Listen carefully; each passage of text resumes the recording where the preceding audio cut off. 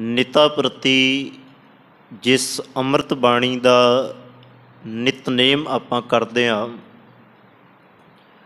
ਉਸੇ ਬਾਣੀ ਦੀ ਵਿਚਾਰ ਸਮਝਣ ਵਿਚਾਰਨ ਦੇ ਲਈ ਆਪਾਂ ਗੁਰੂ ਕੋਲ ਬੈਠਦੇ ਹਾਂ। ਆਓ ਸਤਿਗੁਰ ਦਾਤਾ ਕਿਰਪਾ ਕਰੇ, ਜੋ ਸ਼ਬਦ ਦੇ ਅੰਦਰ ਸਤਿਗੁਰ ਜੀ ਰਹਿਮਤਾਂ ਬਖਸ਼ਿਸ਼ਾਂ ਕਰਦੇ ਆ, ਉਹਨਾਂ ਬਖਸ਼ਿਸ਼ਾਂ ਨੂੰ ਹਿਰਦੇ ਰੂਪੀ ਝੋਲੀ ਵਿੱਚ ਪਵਾਈਏ ਅਤੇ ਸਤਿਗੁਰ ਜੀ ਤੋਂ ਆਗਿਆ ਲਈਏ। ਪਿਆਰ ਸਤਿਕਾਰ ਅਦਬ ਦੇ ਨਾਲ ਦੋਵੇਂ ਹੱਥ ਜੋੜ ਇੱਕੇ ਵਾਰੀ ਕਹਿਣ 'ਤੇ ਆਖੋ ਜੀ, ਵਾਹਿਗੁਰੂ ਜੀ ਕਾ ਖਾਲਸਾ, ਵਾਹਿਗੁਰੂ ਜੀ ਕੀ ਫਤਿਹ। ਕੱਲ੍ਹ ਦੇ ਦੀਵਾਨ ਦੇ ਅੰਦਰ ਆਪ ਜੀ ਦੇ ਨਾਲ ਇੱਥੋਂ ਤੱਕ ਸਾਂਝ ਪਾਈ ਸੀ, ਰੱਬ ਦਰਿਆ ਹੈ। ਸਾਡੇ ਵਰਗੇ ਅਨੇਕਾਂ ਜੀਵ ਉਸ ਦਰਿਆ ਦੀਆਂ ਲਹਿਰਾਂ ਦੀ ਤਰ੍ਹਾਂ ਨੇ, ਜਿਹੜੀਆਂ ਉਹਦੇ ਵਿੱਚ ਹੀ ਸਮਾ ਜਾਣ ਵਾਲੀਆਂ ਨੇ। ਕੋਈ ਵੀ ਐਸਾ ਸੰਸਾਰ 'ਤੇ ਜੀਵ ਨਹੀਂ ਜਿਹੜਾ ਇਹ ਦਾਅਵਾ ਕਰਕੇ ਆਖੇ ਕਿ ਮੈਂ ਉਸ ਲਹਿਰ ਦਾ ਹਿੱਸਾ ਨਹੀਂ, ਮੈਂ ਉਸ ਦਰਿਆ ਦਾ ਹਿੱਸਾ ਨਹੀਂ। ਸਭ ਹੀ ਕਿਸੇ ਨਾ ਕਿਸੇ ਰੂਪ ਦੇ ਅੰਦਰ ਉਹਦਾ ਹੀ ਰੂਪ ਨੇ। ਇੱਕ ਬਚਨ ਧੰਨ ਗੁਰੂ ਗ੍ਰੰਥ ਸਾਹਿਬ ਮਹਾਰਾਜ ਜੀ ਦੀ ਬਾਣੀ ਵਿੱਚ ਆਪਾਂ ਪੜ੍ਹਦੇ ਹਾਂ, ਉਹਦੇ ਵਿੱਚ ਭਗਤ ਸਾਹਿਬਾਨ ਇੱਕ ਗੱਲ ਸਾਨੂੰ ਸਮਝਾਉਂਦੇ ਆ, ਜਬ ਹਮ ਹੋਤੇ ਤਬ ਤੂੰ ਨਾਹੀਂ। ਹੇ ਪਰਮਾਤਮਾ, ਹੁਣ ਤੱਕ ਮੈਂ ਤੈਨੂੰ ਆਪਣੇ ਤੋਂ ਵੱਖ ਪਤਾ ਕਿਉਂ ਜਾਣਦਾ ਰਿਹਾ?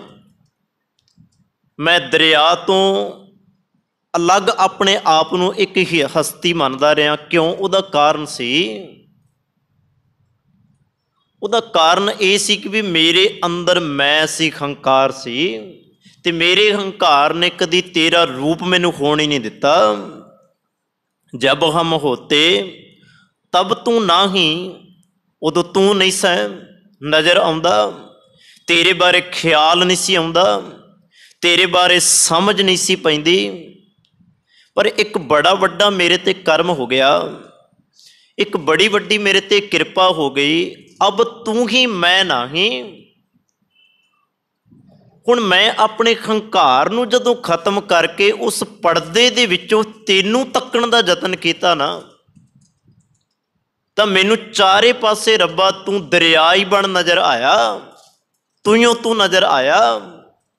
ਅੱਗੇ ਇਸ ਗੱਲ ਨੂੰ ਭਗਤ ਜੀ ਕਹਿੰਦੇ ਆ, ਅਨਲ ਅਗੰਮ ਜੈਸੇ ਲਹਿਰ ਮੈਂ ਉਦਦ ਜਲ ਕੇਵਲ ਜਲ ਮਾਹੀ। ਮੈਂ ਤਾਂ ਇਸੇ ਦਰਿਆ ਦੇ ਪਾਣੀ ਦਾ ਇੱਕ ਹਿੱਸਾ, ਇਸ ਦਰਿਆ ਤੋਂ ਬਿਨਾਂ ਮੈਂ ਕੁਝ ਵੀ ਨਹੀਂ ਹਾਂ। ਇਸੇ ਤਰ੍ਹਾਂ ਮੈਂ ਆਪ ਜੀ ਦੇ ਨਾਲ ਇੱਕ ਉਦਾਹਰਨ ਸਾਂਝੀ ਕੀਤੀ ਸੀ। ਮੱਛਲੀਆਂ ਆਪਸ ਵਿੱਚ ਮਿਲ ਕੇ ਗੱਲ ਕਰਦੀਆਂ ਨੇ, ਬੜੇ ਦਰਿਆ ਦੀਆਂ ਗੱਲਾਂ ਹੁੰਦੀਆਂ ਨੇ, ਦਰਿਆ ਬੜਾ ਵੱਡਾ ਹੈ।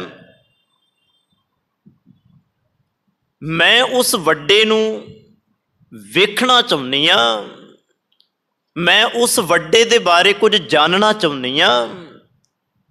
ਇਹ ਉਹਨਾਂ ਦੀਆਂ ਆਪਸੀ ਗੱਲਾਂ ਹੋਈਆਂ। ਸ਼ਿਕਾਰੀ ਆਉਂਦਾ, ਜਾਲ ਲਾਉਂਦਾ ਅਤੇ ਮੱਛਲੀਆਂ ਨੂੰ ਆਪਣੀ ਕੈਦ ਵਿੱਚ ਕਰ ਲੈਂਦਾ, ਪਕੜ ਲੈਂਦਾ। ਹੁਣ ਜਿਨ੍ਹਾਂ ਨੂੰ ਪਕੜਿਆ ਉਹ ਰੌਲਾ ਪਾ ਪਾ ਕੇ ਇੱਕ ਗੱਲ ਕਹਿੰਦੀਆਂ ਨੇ ਕਿ ਵੀ ਜਿਹਦੇ ਵਿੱਚ ਆਪਾਂ ਰਹਿੰਦੇ ਸਾਂ ਉਹੀ ਤਾਂ ਦਰਿਆ ਸੀ, ਆਪਾਂ ਉਹਦੇ ਵਿੱਚ ਰਹਿ ਕੇ ਵੀ ਉਹਨੂੰ ਪਛਾਣ ਨਹੀਂ ਸਕੇ। ਬਸ ਇਹੀ ਕਹਾਣੀ ਮਨੁੱਖ ਦੀ ਹੈ ਸੇਮ। ਬੰਦਾ ਇੱਕ ਦੂਜੇ ਦੇ ਨਾਲ ਇਹੀ ਗੱਲ ਕਰਦਾ ਰਹਿ ਜਾਂਦਾ ਕਿ ਰੱਬ ਕਿੱਡਾ ਵੱਡਾ ਹੈ, ਪਰ ਜਿਸ ਵਿੱਚ ਤੂੰ ਰਹਿ ਰਿਹਾ ਉਹ ਰੱਬ ਦਾ ਹੀ ਤਾਂ ਹਿੱਸਾ ਹੈ। ਤੂੰ ਰੱਬ ਤੋਂ ਬਾਹਰ ਥੋੜ੍ਹਾ ਤੂੰ। ਬਸ ਭਗਤ ਜੀ ਇਹੀ ਕਹਿੰਦੇ ਆ, ਅਨਲ ਅਗੰਮ ਜੈਸੇ ਲਹਿਰ ਮੈਂ ਉਦਦ ਜਲ ਕੇਵਲ ਜਲ ਮਾਹੀ। ਜਲ ਜਲ ਦਾ ਰੂਪ ਹੋ ਗਿਆ। ਜਿਸ ਦਿਨ ਤੂੰ ਉਸ ਦਰਿਆ ਦਾ ਰੂਪ ਹੋ ਗਿਆ, ਤੂੰ ਦਰਿਆ ਹੋ ਜਾਏਗਾ, ਉਸ ਦਿਨ ਤਾਂ ਪਤਾ ਲੱਗ ਜਾਏਗਾ ਕਿ ਮੈਂ ਇਸ ਤੋਂ ਬਾਹਰ ਨਹੀਂ ਹਾਂ। ਅੱਗੇ ਧੰਨ ਗੁਰੂ ਰਾਮਦਾਸ ਮਹਾਰਾਜ ਕਹਿੰਦੇ, ਤੂੰ ਦਰਿਆਓ ਸਭ ਤੁਝ ਹੀ ਮਾਹੇ। हे वाहिगुरु तू दरिया है, ਸਾਰੇ ਤੇਰੇ ਵਿੱਚ ਹੀ ਸਮਾ ਜਾਣ ਵਾਲੇ ਨੇ, ਭਾਵ ਸਾਰੇ ਤੇਰਾ ਰੂਪ ਨੇ। ਕੋਈ ਵੀ ਤੇਰਾ ਐਸਾ ਨਹੀਂ ਜਿਹੜਾ ਤੇਰਾ ਰੂਪ ਨਾ ਹੋਵੇ। ਅਨੇਕਾਂ ਹੀ ਤੇਰੇ ਰੂਪ ਨੇ, ਸਭ ਤੇਰੇ ਵਿੱਚ ਹੀ ਸਮਾ ਜਾਂਦੇ ਆ। ਤੇ ਸਤਿਗੁਰ ਜੀ ਅੱਗੇ ਕਹਿੰਦੇ ਤੁਧ ਬਿਨ ਦੂਜਾ ਕੋਈ ਨਾਹੀਂ, ਤੇਥੋਂ ਬਿਨਾ, ਭਾਵ ਤੇਰੇ ਵਰਗਾ ਦੁਨੀਆ ਤੇ ਕੋਈ ਨਹੀਂ। ਹੁਣ ਜੇ ਆਖੀਏ ਕਿ ਵੀ ਰੱਬ ਵਰਗਾ ਵੀ ਕੋਈ ਹੈ, ਤੇ ਸਤਿਗੁਰੂ ਜੀ ਨੇ ਬਾਣੀ ਦੇ ਅੰਦਰ ਇਹ ਦਾਅਵਾ ਕਰਕੇ ਆਖਿਆ ਕਿ ਵੀ ਰੱਬ ਵਰਗਾ ਕੋਈ ਨਹੀਂ। ਹਾਂ, ਕੋਈ ਉਹਦਾ ਸ਼ਰੀਕ ਬਣ ਕੇ ਇਹ ਦਾਅਵਾ ਕਰੇ ਕਿ ਵੀ ਮੈਂ ਰੱਬ ਹਾਂ, ਉਹ ਰੱਬ ਨਹੀਂ ਹੋਏਗਾ। ਜੇ ਕਿਤੇ ਭੁੱਲ ਭੁਲੇਖੇ ਆਪਾਂ ਉਹਨੂੰ ਰੱਬ ਮੰਨ ਵੀ ਲਈਏ ਨਾ, ਤੇ ਚੇਤੇ ਰੱਖਣਾ ਉਹਨੂੰ ਰੱਬ ਦਾ ਦਰਜਾ ਫਿਰ ਵੀ ਆਪਾਂ ਨਹੀਂ ਦੇ ਪਾਵਾਂਗੇ। ਉਹ ਕਿਵੇਂ? ਥੋੜਾ ਜਿਹਾ ਆਪਣਾ ਖਿਆਲ ਤੁਸੀਂ ਮੂਲ ਮੰਤਰ ਵਾਲੇ ਪਾਸੇ ਲੈ ਕੇ ਜਾਇਓ। ਰੱਬ ਦੇ ਅੰਦਰ ਇਹ ਜਿੰਨਾ ਮੂਲ ਮੰਤਰ ਹੈ ਨਾ, ਇੱਕ ਓੰਕਾਰ ਤੋਂ ਲੈ ਕੇ ਗੁਰਪ੍ਰਸਾਦ ਤੱਕ, ਇਹ ਰੱਬ ਦੇ ਗੁਣ ਨੇ। ਹੁਣ ਹੋ ਸਕਦਾ ਕਿ ਵੀ ਜਿਹਨੂੰ ਆਪਾਂ ਰੱਬ ਮੰਨ ਕੇ ਬੈਠੇ ਆ, ਉਹ ਇੱਕ ਗੁਣ ਦਾ ਧਾਰਨੀ ਹੋਵੇ, ਦੋ ਗੁਣਾਂ ਦਾ ਧਾਰਨੀ ਹੋਵੇ, ਤੀਜਾ ਗੁਣ ਉਹਦੇ ਅੰਦਰੋਂ ਨਹੀਂ ਲੱਭੇਗਾ। ਜੇ ਉਹ ਨਿਰਭਉ ਹੈ, ਨਿਰਵੈਰ ਹੈ, ਤੇ ਤੀਜਾ ਗੁਣ ਹੈ ਅਕਾਲ ਮੂਰਤ, ਉਹਦੀ ਹਸਤੀ ਕਿਵੇਂ ਹੋਏਗਾ ਉਹ? ਕਿਉਂਕਿ ਰੱਬ ਦੀ ਹਸਤੀ ਕਦੀ ਇੱਕ ਨਹੀਂ, ਰੱਬ ਦੀ ਹਸਤੀ ਤਾਂ ਸਾਰਾ ਸੰਸਾਰ ਹੈ। ਇਸ ਕਰਕੇ ਆਪਾਂ ਦਾਅਵਾ ਨਹੀਂ ਇਹ ਕਰ ਸਕਦੇ ਕਿ ਵੀ ਮੈਂ ਰੱਬ ਹਾਂ। ਦੂਜੀ ਬੇਨਤੀ ਇੱਕ ਹੋਰ ਸੁਣਿਓ, ਜੇ ਆਪਾਂ ਇਹ ਵੀ ਮੰਨ ਲਈਏ ਅੱਜ ਧਰਮੀ ਬੰਦਾ ਵੀ ਆਪਣੇ ਆਪ ਨੂੰ ਰੱਬ ਖਵਾਉਂਦਾ ਹੈ ਕਿ ਇਹ ਰੱਬ ਹੈ, ਕਦੀ ਨਹੀਂ ਹੋ ਸਕਦਾ। ਕਿਤੇ ਨਾ ਕਿਤੇ ਧਰਮੀ ਵੀ ਪਾਪ ਦਾ ਪਹਿਰਾਵਾ ਪਾ ਕੇ ਬੈਠਾ ਹੋ ਸਕਦਾ ਹੈ। ਕਿਤੇ ਨਾ ਕਿਤੇ ਧਰਮੀ ਵੀ ਦੁੱਖ ਲੈ ਕੇ ਤੁਹਾਡੀ ਝੋਲੀ ਵਿੱਚ ਦੁੱਖ ਪਾਉਣ ਵਾਸਤੇ ਬੈਠਾ ਹੋਵੇਗਾ। ਦਾਅਵਾ ਕਰਕੇ ਨਹੀਂ ਕਿਹਾ ਜਾ ਸਕਦਾ ਕਿ ਵੀ ਰੱਬ ਜਿਹੜਾ ਹੈ ਉਹਦੇ ਵਰਗਾ ਕੋਈ ਹੋਏਗਾ। ਸੰਸਾਰ ਤੇ ਨਾ ਜਿਹਦੇ ਵੱਲ ਵੀ ਝਾਤ ਮਾਰੋਗੇ ਨਾ, ਹਰੇਕ ਦੇ ਅੰਦਰ ਇੱਕ ਦੁੱਖ ਹੈ। ਉਹ ਦੁੱਖ ਆਹ ਦੁੱਖ ਨਹੀਂ ਜਿਹੜਾ ਆਪਾਂ ਰੋਜ਼ ਵੇਖਦੇ ਹਾਂ ਸੰਸਾਰ ਨੂੰ। ਕਿਸੇ ਨੂੰ BP ਹਾਈ ਹੋ ਗਿਆ, ਕਿਸੇ ਦਾ ਲੈ ਗਿਆ, ਚੜ ਗਿਆ, ਕਿਸੇ ਦੀ ਸ਼ੂਗਰ ਵੱਧ ਗਈ, ਕਿਸੇ ਦੀ ਹਨਾ ਜੀ ਹਾਰਟ ਅਟੈਕ ਹੋ ਗਿਆ। ਇਹ ਦੁੱਖ ਨਹੀਂ। ਧਰਮੀ ਬੰਦੇ ਦੇ ਅੰਦਰ ਵੀ ਉਹ ਦੁੱਖ ਹੈ, ਤੇ ਸੰਸਾਰੀ ਬੰਦੇ ਦੇ ਅੰਦਰ ਵੀ ਉਹ ਦੁੱਖ ਹੈ। ਦੋਵਾਂ ਨੂੰ ਦੁੱਖ ਹੈ। ਦੁੱਖ ਹੈ ਵਿਛੋੜਾ। ਹੁਣ ਜਿਹਦੇ ਕੋਲ ਪਹਿਲਾਂ ਹੀ ਦੁੱਖ ਹੈ, ਉਹ ਰੱਬ ਕਿਵੇਂ ਹੋ ਜਾਏਗਾ? ਰੱਬ ਦੇ ਕੋਲ ਤਾਂ ਦੁੱਖ ਹੀ ਨਾ ਹੀ ਉਹਨੂੰ ਕਿਸੇ ਦੇ ਵਿਛੜਨ ਦਾ ਦੁੱਖ ਹੈ, ਨਾ ਹੀ ਉਹਨੂੰ ਕਿਸੇ ਦੇ ਮਿਲ ਜਾਣ ਦਾ ਦੁੱਖ ਹੈ। ਫਿਰ ਰੱਬ ਨੂੰ ਕਿਵੇਂ ਕਹੋਗੇ ਕਿ ਵੀ ਰੱਬ ਸਾਡੇ ਵਰਗਾ ਹੈ? ਰੱਬ ਸਾਡੇ ਵਰਗਾ ਨਹੀਂ ਹੈ। ਹਾਂ, ਰੱਬ ਦੇ ਵਿੱਚ ਸਮਾਉਣ ਵਾਲੇ ਅਸੀਂ ਜ਼ਰੂਰ ਹਾਂ। ਸੋ ਸਤਿਗੁਰੂ ਜੀ ਕਹਿੰਦੇ ਆ ਤੁਧ ਬਿਨ ਦੂਜਾ ਕੋਈ ਨਾਹੀਂ, ਖੇ ਵਾਹਿਗੁਰੂ ਤੇਰੇ ਤੋਂ ਬਿਨਾਂ ਦੂਜਾ ਕੋਈ ਨਹੀਂ, ਭਾਵ ਤੇਰੇ ਵਰਗਾ ਕੋਈ ਨਹੀਂ ਹੈ। ਹੁਣ ਇੱਕ ਹੋਰ ਉਦਾਹਰਨ ਅੱਗੇ ਸਤਿਗੁਰੂ ਜੀ ਬੜੀ ਕਮਾਲ ਦੀ ਦਿੰਦੇ ਆ, ਜੀ ਜੰਤ ਸਭ ਤੇਰਾ ਖੇਲ। ਆ ਜਿੰਨਾ ਵੀ ਆਪਾਂ ਵੇਖਦੇ ਆ ਨਾ, ਰੱਬ ਦੀ ਖੇਡ ਹੈ। ਖਿਡੌਣੇ ਨੂੰ ਕਦੀ ਤੁਸੀਂ ਇਕੱਲੇ ਨੂੰ ਖੇਡਦਿਆਂ ਵੇਖਿਆ? ਸਭ ਦੇ ਘਰ ਵਿੱਚ ਬੱਚੇ ਹੋਣਗੇ, ਕਦੀ ਵੇਖਿਆ ਕਿ ਵੀ ਬੱਚਾ ਉਹਦੇ ਕੋਲ ਨਾ ਹੋਵੇ ਤੇ ਖਿਡੌਣਾ ਇਕੱਲਾ ਹੀ ਖੇਡਦਾ ਹੋਵੇ? ਐਸਾ ਹੋਇਆ ਕਦੀ? ਖਿਡੌਣੇ ਨੂੰ ਖਿਡਾਉਣ ਦੇ ਲਈ ਕੋਈ ਖਿਡਾਵਾ ਚਾਹੀਦਾ, ਉਹਦੇ ਨਾਲ ਖੇਡਣ ਵਾਲਾ ਕੋਈ ਚਾਹੀਦਾ, ਤਾਂ ਉਹ ਖੇਡੇਗਾ, ਨਹੀਂ ਤਾਂ ਨਹੀਂ। ਦੂਜੀ ਬੇਨਤੀ, ਹੁਣ ਖਿਡੌਣੇ ਨੇ ਕਦੀ ਖਿਡਾਉਣ ਵਾਲੇ ਨੂੰ ਨਹੀਂ ਖਿਡਾਉਣਾ। ਇਹ ਤਾਂ ਸੁਭਾਵਿਕ ਹੈ ਕਿ ਵੀ ਖਿਡੌਣੇ ਦੇ ਲਈ, ਖੇਡਣ ਦੇ ਲਈ ਦੂਜੇ ਦਾ ਹੋਣਾ ਜ਼ਰੂਰੀ ਹੈ। ਪਰ ਜਿਹੜਾ ਦੂਜਾ ਖੇਡ ਰਿਹਾ, ਇਹ ਨਹੀਂ ਕਿ ਵੀ ਖਿਡੌਣਾ ਉਹਨੂੰ ਖਿਡਾ ਰਿਹਾ। ਖਿਡੌਣੇ ਨੂੰ ਉਹ ਖਿਡਾ ਰਿਹਾ ਜਿਹਦੇ ਹੱਥ ਦੇ ਵਿੱਚ ਉਹ ਹੈ। ਬਸ ਆਹੀ ਇੱਕ ਕਹਾਣੀ ਹੈ ਆਪਣੀ ਜ਼ਿੰਦਗੀ ਦੀ। ਆਪਾਂ ਇੱਕ ਖਿਡੌਣੇ ਦੀ ਤਰ੍ਹਾਂ ਆ, ਸਾਨੂੰ ਖਿਡਾਉਣ ਵਾਲਾ ਇੱਕ ਰੱਬ ਹੈ। ਭਾਵ ਦੂਜਾ ਕੌਣ ਹੈ? ਰੱਬ ਹੈ। ਹੁਣ ਇੱਕ ਬਚਨ ਖਿਆਲ ਵਿੱਚ ਰੱਖਿਓ, ਧੰਨ ਗੁਰੂ ਗ੍ਰੰਥ ਸਾਹਿਬ ਮਹਾਰਾਜ ਜੀ ਦੀ ਬਾਣੀ ਦੇ ਵਿੱਚ ਆਪਾਂ ਬਚਨ ਪੜ੍ਹਦੇ ਹਾਂ। ਸਤਿਗੁਰੂ ਜੀ ਕਹਿੰਦੇ ਬਾਜੀਗਰ ਇੱਕ ਡੰਕ ਵਜਾਈ। ਬਾਜੀਗਰ ਹੁੰਦਾ ਹੈ, ਡੰਕਾ ਵਜਾਉਂਦਾ ਹੈ, ਇੱਕ ਡਮਰੂ ਜਿਹਾ ਵਜਾਉਂਦਾ ਹੈ। ਸਭ ਖਲਕ ਤਮਾਸ਼ੇ ਆਈ। ਕਹਿੰਦੇ ਸਾਰੀ ਖਲਕਤ ਤਮਾਸ਼ਾ ਵੇਖਣ ਦੇ ਲਈ ਆ ਜਾਂਦੀ ਹੈ। ਬੰਦਿਆ ਰੱਬ ਨੇ ਤੇਰੇ ਅੰਦਰ ਜੋਤ ਪਾਈ ਹੈ। ਏ ਸਰੀਰਾ ਮੇਰਿਆ ਹਰ ਤੁਮ ਮੈਂ ਜੋਤ ਰੱਖੀ, ਤਾਂ ਤੂੰ ਜਗ ਮੈਂ ਆਇਆ। ਇਹ ਖੇਡ ਬਣੀ ਤਾਂ ਹੈ ਉਸ ਰੱਬ ਕਰਕੇ। ਜੇ ਉਹ ਰੱਬ ਹੀ ਨਾ ਹੋਵੇ ਤੇ ਇਹ ਖੇਡ ਵੀ ਨਹੀਂ ਤੂੰ ਖੇਡ ਸਕਦਾ। ਖਿਡੌਣਾ ਕਿਵੇਂ ਖੇਡੇਗਾ ਕੱਲਾ? ਇਹ ਸਰੀਰ ਕਿਵੇਂ ਖੇਡੇਗਾ? ਇੱਕ ਮੈਂ ਬੇਨਤੀ ਹੋਰ ਤੁਹਾਡੇ ਚਰਨਾਂ 'ਚ ਕਰਾਂ। ਰੱਬ ਨੇ ਕਿੰਨਾ ਕਮਾਲ ਦਾ ਸਾਡਾ ਸਿਸਟਮ ਬਣਾਇਆ। ਬੰਦਾ ਰੱਬ ਦਾ ਸ਼ੁਕਰਾਨਾ ਕਿੰਨੀ ਵਾਰ ਕਰੇਗਾ, ਉਨੀ ਵਾਰ ਥੋੜ੍ਹਾ ਹੈ। ਰੱਬ ਨੇ ਬੜਾ ਕਮਾਲ ਦਾ ਇੱਕ ਸਿਸਟਮ ਬਣਾਇਆ। ਜਿਨ ਕੰਨ ਕੀਤੇ ਅੱਖੀ ਨਾਕ, ਜਿਨ ਜੇਵਾ ਦਿੱਤੀ ਬੋਲੇ ਤਾਤ, ਜਿਨ ਮਨ ਰਾਖਿਆ ਅਗਨੀ ਪਾਏ, ਵਾਜੈ ਪਵਨ ਆਖੈ ਸਭ ਜਾਏ। ਇਹ ਰੱਬ ਦੀ ਖੇਡ ਹੈ। ਇਹ ਖੇਡ ਇੱਕ ਅੰਸ਼ ਕਰਕੇ ਟਿਕੀ ਹੋਈ ਹੈ, ਉਹ ਹੈ ਜੋਤ ਕਰਕੇ। ਦੀਵੇ ਦੇ ਅੰਦਰ ਜੋਤ ਜਗਦੀ ਹੈ। ਜੇ ਜੋਤ ਨੂੰ ਬੁਝਾ ਦਿਓ ਤੇ ਦੀਵਾ ਕਿਸ ਕੰਮ ਦਾ? ਕਿਸੇ ਕੰਮ ਦਾ ਨਹੀਂ। ਬਸ ਆਖੀ ਕਹਾਣੀ ਮਨੁੱਖ ਦੀ ਹੈ। ਸਤਿਗੁਰੂ ਜੀ ਕਹਿੰਦੇ ਬੰਦਿਆ ਇਸ ਗੱਲ ਨੂੰ ਸਮਝ ਲੈ, ਜਬ ਲਗ ਜੋਤ ਕਾਇਆ ਮੈਂ ਵਰਤੈ। ਜਦੋਂ ਤੱਕ ਜੋਤ ਤੇਰੇ ਅੰਦਰ ਵਰਤਦੀ ਹੈ ਨਾ, ਉਦੋਂ ਤੱਕ ਤੈਨੂੰ ਸਮਝ ਨਹੀਂ ਲੱਗਦੀ ਕਿ ਵੀ ਮੇਰੇ ਨਾਲ ਕੀ ਹੋ ਰਿਹਾ, ਮੈਂ ਕਿਹਦੀ ਅੰਸ਼ ਹਾਂ, ਮੈਂ ਕਿਹਦੇ ਕਰਕੇ ਜੀ ਰਿਹਾ। ਸਤਿਗੁਰੂ ਜੀ ਇਸੇ ਬਚਨ ਦੇ ਅੰਦਰ ਅੱਗੇ ਕਹਿੰਦੇ ਆ, ਜਬ ਲਗ ਜੋਤ ਕਾਇਆ ਮੈਂ ਵਰਤੈ, ਆਪਾ ਪਸ਼ੂ ਨਾ ਬੁੱਝੈ। ਇਹ ਪਸ਼ੂਆਂ ਦੀ ਤਰ੍ਹਾਂ ਜਿਉਂਦਾ, ਇਹਨੂੰ ਆਪਣੇ ਆਪੇ ਦਾ ਨਹੀਂ ਪਤਾ ਲੱਗਦਾ। ਜਿੱਦਾਂ ਦਰਿਆ ਵਿੱਚ ਮੱਛਲੀ ਤਾਂ ਹੈ, ਪਰ ਉਹਨੂੰ ਪਤਾ ਨਹੀਂ ਕਿ ਜਿਹਦੇ ਵਿੱਚ ਮੈਂ ਰਹਿ ਰਹੀ ਹਾਂ ਉਹੀ ਤਾਂ ਦਰਿਆ ਹੈ।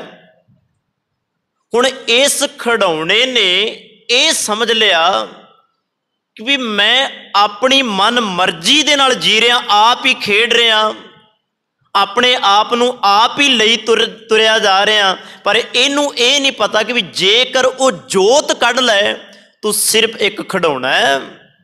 ਇੱਥੇ ਫਿਰ ਇੱਕ ਬੇਨਤੀ ਹੋਰ ਸੁਣਿਓ।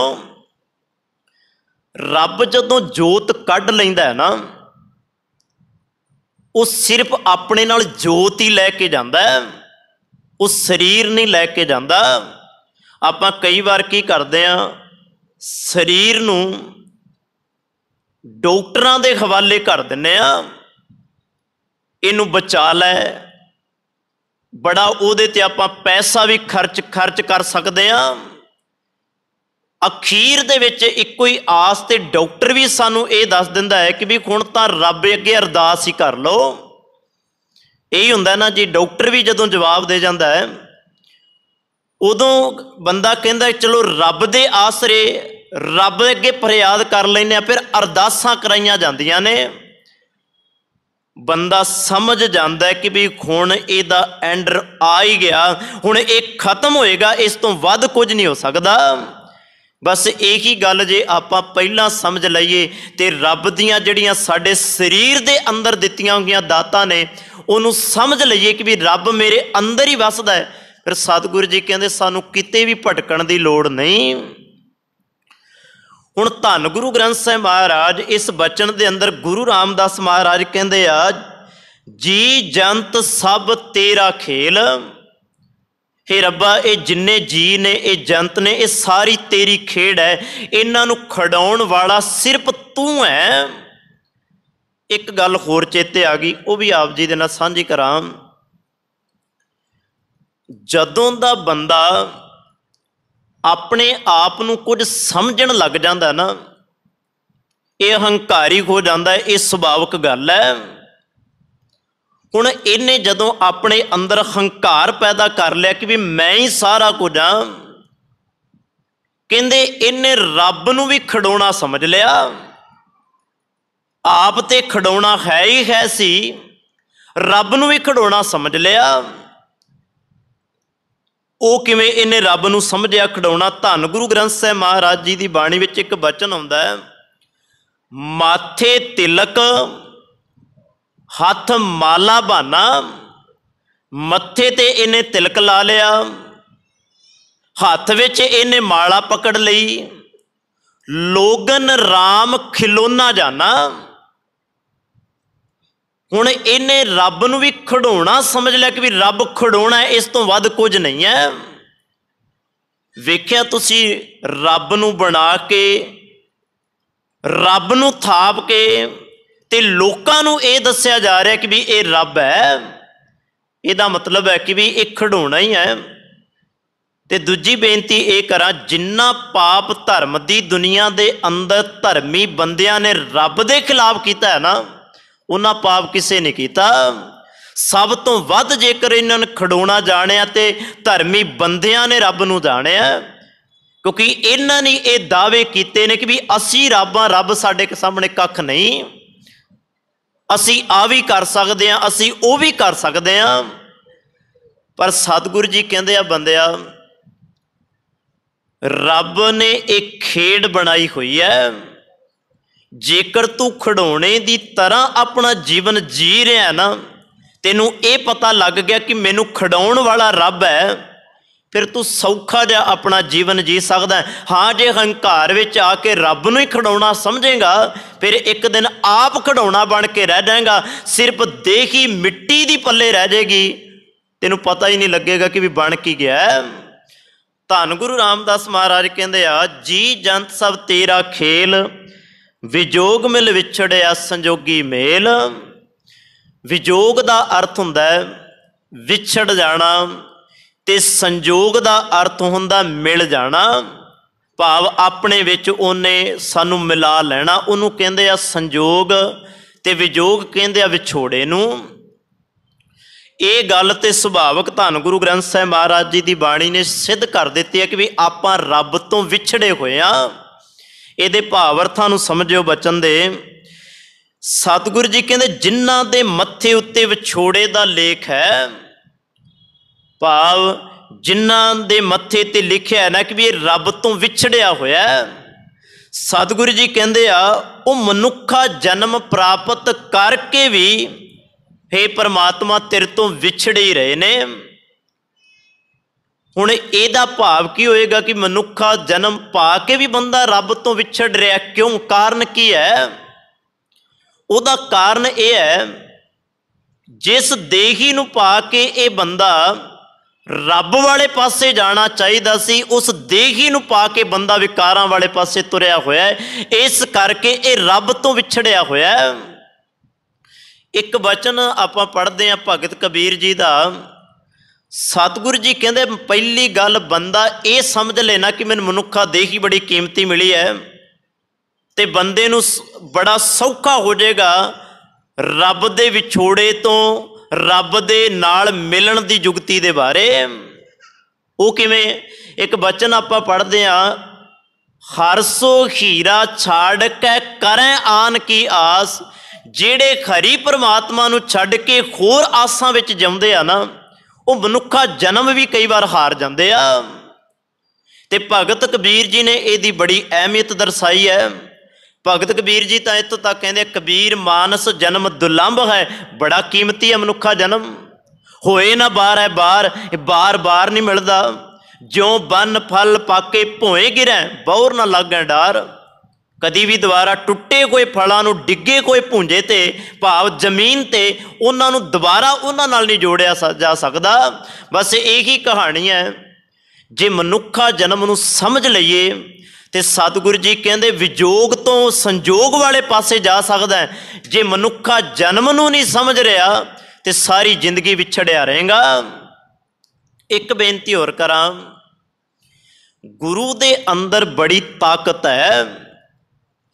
जे इस भरोसे दे अंदर आपां जीने आ ना कि भी जे गुरु साडे बारे ये सानू समझा रहा कि भी आपां विछड़े हुए हाँ, फिर गुरु ये भी नाल सानू समझा रहा कि भी गुरु कोल ये भी ताकत है, वो विछड़ियां नू मेल भी दिंदा है। भाव जेड़े रब तो टुटे हुए ने, जेड़े रब तो एक ਤਰਫਾ ਮੂੰਹ ਮੋੜ ਕੇ ਬੈਠੇ ਹੁੰਦੇ ਹੋਏ ਆ, ਉਹਨਾਂ ਨੂੰ ਰੱਬ ਵਾਲੇ ਪਾਸੇ ਜੋੜ ਕੇ ਉਹਨਾਂ ਨੂੰ ਗੁਰਮੁਖ ਬਣਾ ਦਿੰਦਾ। ਗੁਰੂ ਦੇ ਅੰਦਰ ਇਹ ਪਾਵਰ ਹੈ। ਜਿਹੜੇ ਅੱਜ ਮਨਮੁਖ ਹੋ ਕੇ ਬੈਠੇ ਆ, ਉਹ ਸਨਮੁਖ ਹੋ ਕੇ ਗੁਰੂ ਉਹਨਾਂ ਨੂੰ ਬਿਠਾਉਣ ਦੀ ਤਾਕਤ ਰੱਖਦਾ। ਇੱਕ ਬਚਨ ਧੰਨ ਗੁਰੂ ਗ੍ਰੰਥ ਸਾਹਿਬ ਮਹਾਰਾਜ ਜੀ ਦੀ ਬਾਣੀ ਵਿੱਚ ਆਪਾਂ ਪੜ੍ਹਦੇ ਹਾਂ, ਵਿਛੜਿਆ ਮੇਲੇ ਪ੍ਰਭੂ, ਭਾਵ ਉਸ ਗੁਰੂ ਪ੍ਰਭੂ ਤੋਂ ਬਲਿਹਾਰੇ ਜਾਵਾਂ। ਮੈਂ ਜਨਮਾਂ ਜਨਮਾਂ ਦਾ ਵਿਛੜਿਆ ਹੋਇਆ ਸਾਂ, ਮੈਨੂੰ ਜਨਮਾਂ ਜਨਮਾਂ ਦੇ ਵਿਛੜੇ ਹੋਏ ਤੇ ਜਦੋਂ ਉਹਨੇ ਤਰਸ ਦੀ ਰਹਿਮਤ ਦੀ ਬਖਸ਼ਿਸ਼ ਕੀਤੀ ਹੈ ਨਾ, ਵਿਛੜਿਆ ਮੇਲੇ ਪ੍ਰਭੂ ਹਰ ਦਰਗਹਿ ਕਾ ਬਸੀੜ। ਉਹ ਐਸਾ ਮੇਰਾ ਸਤਿਗੁਰ ਹੈ ਜਿਹੜਾ ਵਿਛੜਿਆਂ ਨੂੰ ਗੁਰੂ ਦੇ ਨਾਲ ਮਿਲ ਕੇ ਤੇ ਰੱਬ ਦੇ ਘਰ ਤੱਕ ਲੈ ਜਾਂਦਾ ਹੈ। ਭਾਵ ਜਿਹਦੇ ਜੀਵਨ ਦੇ ਅੰਦਰ ਵਿਜੋਗ ਹੈ ਨਾ, ਉਹ ਮਨੁੱਖਾ ਜਨਮ ਪਾ ਕੇ ਵੀ ਜੇ ਰੱਬ ਨਾਲ ਨਹੀਂ ਜੁੜਿਆ ਤੇ ਸਮਝੋ ਉਹ ਸਾਰੀ ਜ਼ਿੰਦਗੀ ਟੁੱਟਾ ਰਹੇਗਾ। ਤੇ ਸਤਿਗੁਰੂ ਜੀ ਕਹਿੰਦੇ ਸੰਜੋਗ ਉਹ ਚੰਗੇ ਮਨੁੱਖ ਜਿਨ੍ਹਾਂ ਨੂੰ ਗੁਰੂ ਦੀ ਕਿਰਪਾ ਰਹਿਮਤ ਬਖਸ਼ਿਸ਼ ਹੋ ਗਈ, ਉਹ ਗੁਰੂ ਦੇ ਨਾਲ ਮਿਲ ਗਏ। ਅੱਗੇ ਸਤਿਗੁਰੂ ਜੀ ਕਹਿੰਦੇ ਆ, ਜਿਸਨੂੰ ਤੂੰ ਜਾਣਾਹੇ ਸੋਈ ਜਨ ਜਾਣੈ। ਹੇ ਪ੍ਰਭੂ, ਜਿਸ ਮਨੁੱਖ ਨੂੰ ਤੂੰ ਸੂਝ ਆਪ ਬਖਸ਼ਦਾ ਹੈ ਨਾ, ਉਹੀ ਤੇਰੇ ਬਾਰੇ ਕੁਝ ਜਾਣ ਪਾਉਂਦਾ ਹੈ। ਜਿਹਨੂੰ ਤੂੰ ਸੂਝ ਨਹੀਂ ਨਾ ਦਿੰਦਾ, ਉਹ ਤੇਰੇ ਬਾਰੇ ਕਦੀ ਨਹੀਂ ਜਾਣਦਾ। ਬਚਨ ਨੂੰ ਥੋੜਾ ਜਿਹਾ ਧਿਆਨ ਨਾਲ ਵੇਖਿਓ। ਜਿਸਨੂੰ ਤੂੰ ਜਾਣਾਹੇ, ਇਹਦਾ ਪਾਠ ਕੀ ਹੈ ਜੀ ਭਲਾ? ਜਾਣਾਹੇ ਭਾਵ ਜਿਹਨੂੰ ਤੂੰ ਜਣਾਉਣਾ, ਭਾਵ ਜਿਹਨੂੰ ਸਮਝ ਦੇਣਾ। ਹੈ ਕੋਈ ਦੁਨੀਆ ਦੇ ਉੱਤੇ ਜਿਹੜਾ ਬੰਦਾ ਇਹ ਦਾਅਵਾ ਕਰੇ ਕਿ ਮੈਂ ਬਿਨਾਂ ਸਕੂਲ ਬਿਨਾਂ ਕਾਲਜ ਜਾਏ ਸਾਰਾ ਕੁਝ ਹੀ ਪਾਸ ਕਰ ਗਿਆ? ਐਸਾ ਕੋਈ ਮਨੁੱਖ ਨਹੀਂ ਹੈ ਜਿਹੜਾ ਇਹ ਗੱਲ ਕਹਿ ਸਕਦਾ ਹੋਵੇ। ਸਤਿਗੁਰ ਜੀ ਵੀ ਇਹੀ ਗੱਲ ਸਮਝਾਉਂਦੇ ਆ, ਬਿਨਾਂ ਗੁਰੂ ਕੋਲ ਆਏ, ਬਿਨਾਂ ਗੁਰੂ ਦੀ ਗੱਲ ਸੁਣੇ, ਬਿਨਾਂ ਗੁਰੂ ਦੀ ਗੱਲ ਪੜ੍ਹੇ, ਤੂੰ ਕਿਵੇਂ ਕਹਿ ਦੇਗਾ ਕਿ ਮੈਨੂੰ ਸਮਝ ਆ ਗਈ? ਕਈ ਵਾਰ ਤੇ ਮੈਂ ਇਹੋ ਜਿਹੀ ਹਾਲਾਤ ਵੇਖਦਾ, ਮੈਨੂੰ ਮਾਫ ਕਰਨਾ, ਬੰਦਾ ਪੜ੍ਹਦਾ ਹੋਇਆ ਵੀ ਬਾਣੀ ਸਮਝ ਨਹੀਂ ਲੈ ਪਾਉਂਦਾ। ਹਾਲਾਤ ਸਾਡੇ ਫਿਰ ਉੱਥੇ ਦੇ ਉੱਥੇ ਘੁੰਮਦੇ ਹੁੰਦੇ ਆ। ਇੱਕ ਬਚਨ ਮੈਂ ਤੁਹਾਡੇ ਸਾਹਮਣੇ ਰੱਖਣਾ ਚਾਹੁੰਦਾ, ਸ਼ਾਇਦ ਜੇ ਮੈਂ ਭੁੱਲਦਾ ਨਾ ਹੋਵਾਂ। ਧੰਨ ਗੁਰੂ ਨਾਨਕ ਮਹਾਰਾਜ ਜੀ ਦਾ ਪਾਵਨ ਬਚਨ ਹੈ। ਉਹਦੇ ਵਿੱਚ ਗੁਰੂ ਨਾਨਕ ਦੇ ਮਹਾਰਾਜ ਬੜਾ ਪਿਆਰਾ ਸਮਝਾਉਂਦੇ ਆ, ਪਾਠ ਪੜਿਓ ਔਰ ਵੇਦ ਵਿਚਾਰਿਓ, ਨਿਵਲ ਭਯੰਗਮ ਸਾਧੇ, ਪੰਜ ਜਨਾ ਸਿਓ ਸੰਗ ਨਾ ਛੁਟਕਿਓ, ਅਧਿਕ ਅਹੰਗ ਬੁੱਧ ਬਾਧੇ। ਜਾਣ ਤਾਂ ਤੂੰ ਸਕਿਆ ਹੀ ਨਹੀਂ, ਪਾਠ ਪੜ੍ਹਦਾ ਤੂੰ। ਹੁਣ ਚਲੋ ਪਾਠ ਪੜ੍ਹਨ ਦੀ ਗੱਲ ਆਈ, ਆਪਾਂ ਕਿੰਨੇ ਪਾਠ ਪੜ੍ਹਦੇ ਹਾਂ? ਬਚਪਨ ਤੋਂ ਲੈ ਕੇ ਹੁਣ ਤੱਕ ਪਾਠ ਹੀ ਤਾਂ ਪੜ੍ਹ ਰਹੇ ਹਾਂ, ਜਾਂ ਜਦੋਂ ਦੀ ਹੋਸ਼ ਸੰਭਾਲੀ ਹੈ ਉਦੋਂ ਦੇ ਪਾਠ ਹੀ ਤਾਂ ਕਰ ਰਹੇ ਹਾਂ।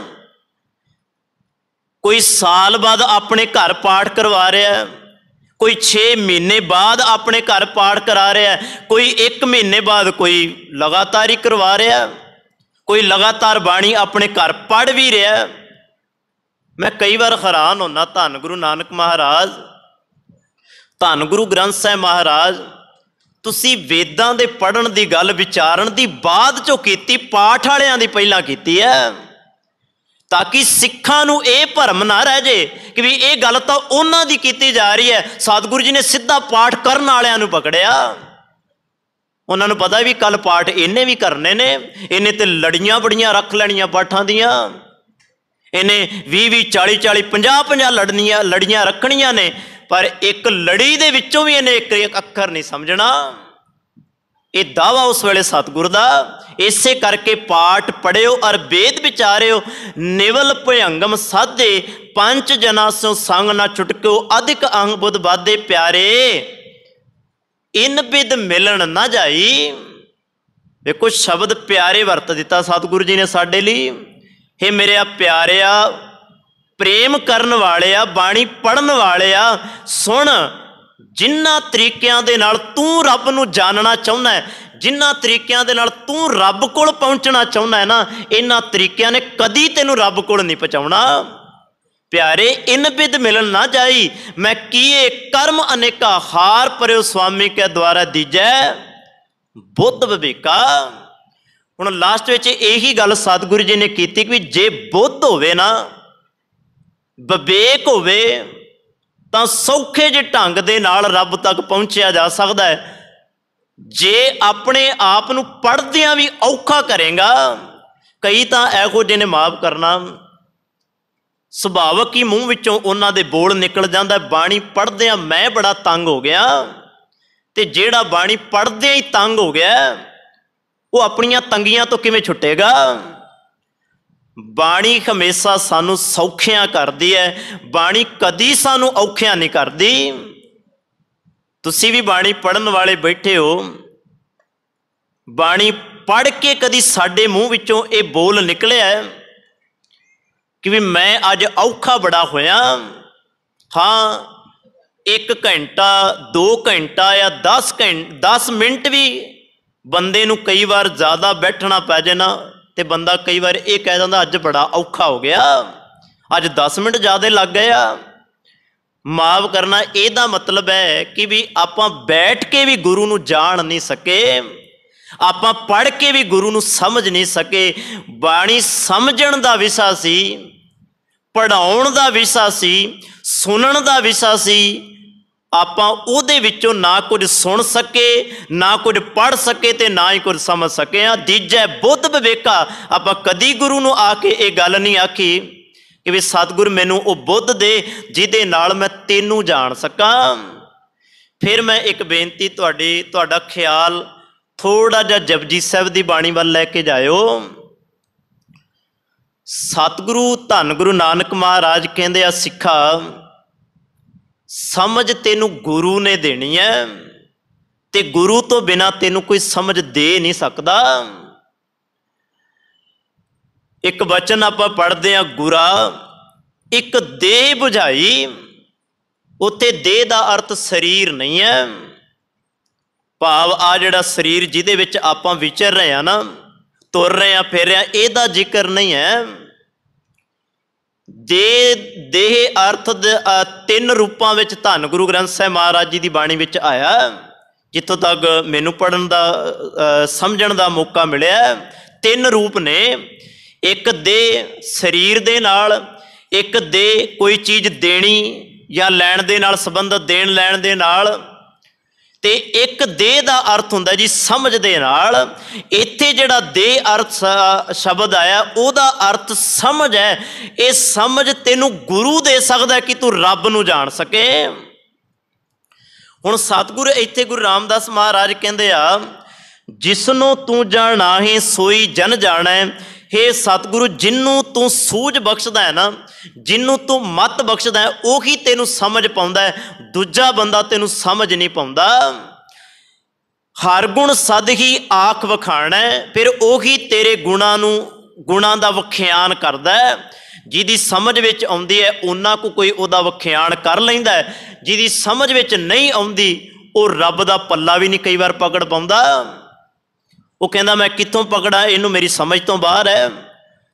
इसे करके चेते रखना, जिन्हां दे कोल थोड़ी जी कोई समझ आई सी ना, वो हंकारी हो गए, ते जिन्हां ने रब नूं पूर्ण तौर ते जान लिया सी, उन्हां ने आख्या कि भी जान के भी मैं कुछ जान नहीं सकिया, वो हंकार तो छुट गए। इसे करके क्या जाता है, थोड़ा जा ज्ञान जीवन बर्बाद कर देगा।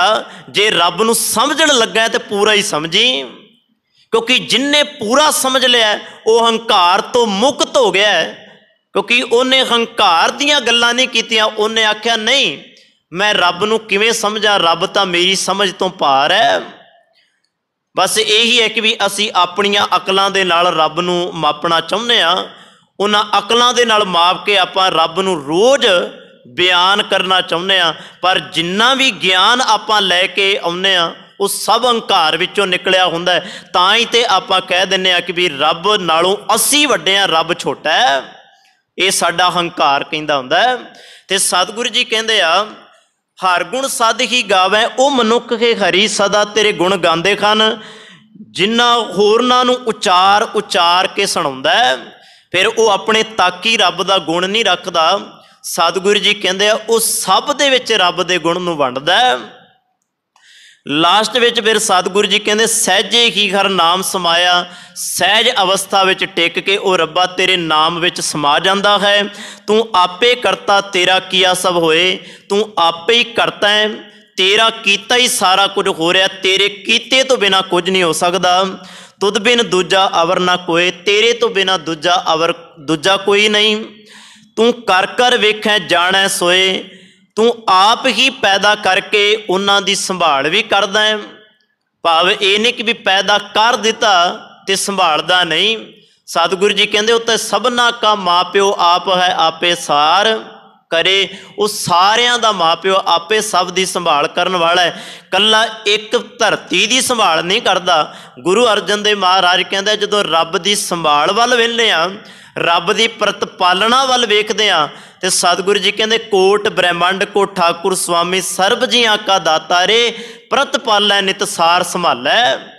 एक गुण नहीं मूर्ख जाता रे, वो तां सर्ब हर वेले सतगुरु जी कहंदे प्रतिपालना करे, दीनन की प्रतिपाल करे, नित संत उबार गनीमन गारै, पच पशु नग नाग नरादिव सर्व समय सबको प्रतिपार है। पोखत है जल में थल में, कल के नहीं कर्म विचार है, किसे दे कर्म दी गल भी नहीं विचारदा, सब दी सार संभाल करदा है।